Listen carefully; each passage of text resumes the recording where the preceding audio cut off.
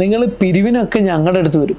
സാധനങ്ങൾ വാങ്ങാൻ വേണ്ടിയിട്ട് ഓൺലൈനിൽ പോകും. നിങ്ങൾക്ക് പിരിവ് തരാനൊന്നും പറ്റൂല. ഞങ്ങൾ എന്തെങ്കിലും പിരിവ് തരാൻ വേണ്ടി കാത്തിരിക്കുന്നവരാണ്. സാധാരണ കൺവെൻഷണൽ കച്ചവടക്കാർ ഈ ഓൺലൈൻ കച്ചവടക്കാരെ വിമർശിക്കുന്ന ഒരു പ്രധാനപ്പെട്ട പലതരത്തിലുള്ള വാക്കുകളിൽ ഒന്നാണിത്. ഓൺലൈനിൽ കച്ചവടം ചെയ്യുന്ന ആളുകളെ കുറ്റം പറഞ്ഞത് കൊണ്ടൊന്നും ഇനി കാര്യമില്ല. നിങ്ങൾ ചെയ്യുന്ന ഇതേ ബിസിനസ് എങ്ങനെ ഓൺലൈനിലും കൂടെ ചെയ്യാൻ പറ്റും. ആളുകൾ ഏറ്റവും കൂടുതൽ ഓൺലൈനിലാണ് എങ്കിൽ നിങ്ങൾ ഓൺലൈനിൽ കച്ചവടം ചെയ്യണം.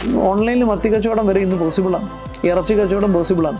പിന്നെ എന്തുകൊണ്ട് നമ്മുടെ പ്രൊഡക്റ്റ് ഓൺലൈനിൽ വിറ്റുവിടാം? ഏതൊരു പ്രൊഡക്റ്റും ഓൺലൈനിൽ പോസിബിളാണ്. നമ്മുടെ ബിസിനസ് എന്താണെന്നും അതിൻ്റെ കസ്റ്റമേഴ്സ് ആരാണെന്നും എങ്ങനെയാണ് അവർക്ക് കച്ചവടം ചെയ്യേണ്ടതെന്നും കൃത്യമായിട്ട് മനസ്സിലാക്കിയിട്ട് അവർക്ക് വിൽക്കാൻ ശ്രമിച്ചു കഴിഞ്ഞാൽ നമ്മുടെ ബിസിനസ് നമുക്ക് കൃത്യമായിട്ട് ഓൺലൈൻ പ്രസൻസോട് കൂട്ടിയിട്ട് സ്കെയിൽ ചെയ്യാൻ പറ്റും. അതിനാവശ്യമായ രീതിയിലേക്ക് നിങ്ങളുടെ ബിസിനസിൻ്റെ ഓൺലൈൻ പ്രസൻസ് നിങ്ങൾ കൊണ്ടുവരണം. വെബ്സൈറ്റ് നിങ്ങൾക്ക് ആവശ്യമാണ്.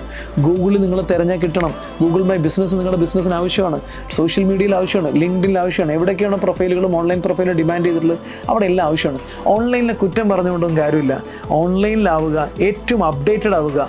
ഓൺലൈൻ ഒരു പഴഞ്ചൊല്ല് കേട്ടുള്ളൂ നമ്മൾ, ചേരയെ തിന്നുന്ന നാട്ടിൽ ചെന്ന് നടുക്കണ്ടം തിന്നണമെന്നാണ്. നടുക്കഷ്ണമാണ് തിന്നേണ്ടത്. ഇത് ബിസിനസ്സാണ്. ഇതൊരു യുദ്ധമാണ്. ആദ്യം എത്തുക എന്നുള്ളതാണ് പ്രധാനം. All the best.